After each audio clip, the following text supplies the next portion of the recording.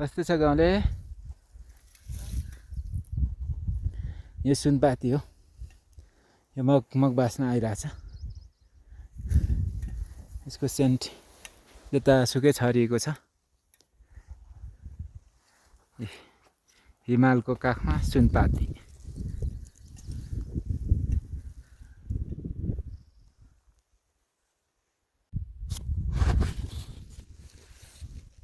यो दुध पोखरीको दृश्य हो।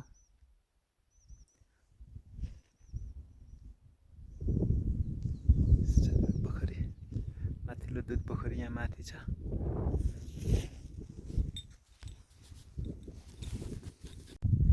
माथिल्लो दुध पोखरीमा पुग्न आँटेको छु।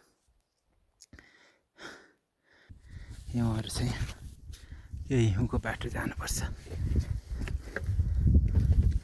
हिउँनै हिउँ छ यो बाटोमा, तलदेखि आएको हिउँकै हिउँ बाटो छ यो।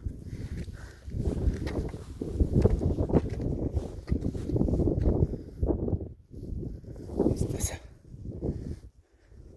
हिउँनै हिउँको बाटो आइएछ।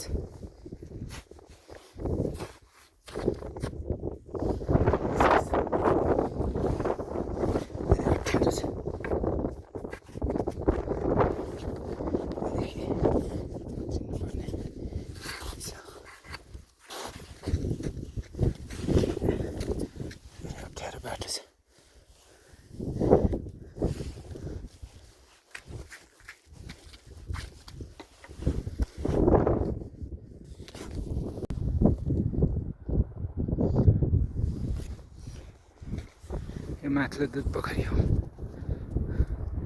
यस्तो छ माथिल्लो दुध पोखरी हिउँले ढाकिएको छ। धेरै कठिन छ। कठिनका साथ आउनुपर्छ यहाँ।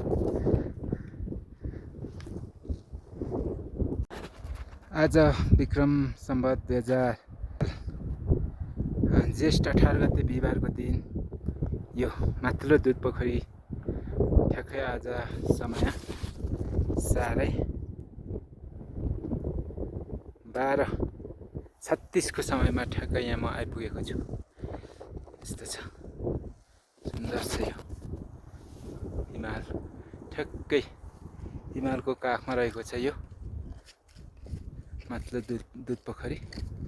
यस्तो रहेको छ, तपाईहरु हेर्न सक्नुहुनेछ माथिल्लो दुध पोखरी। आज विक्रम सम्वत 2080 साल ज्येष्ठ महिनाको 18 गतेका दिन म यो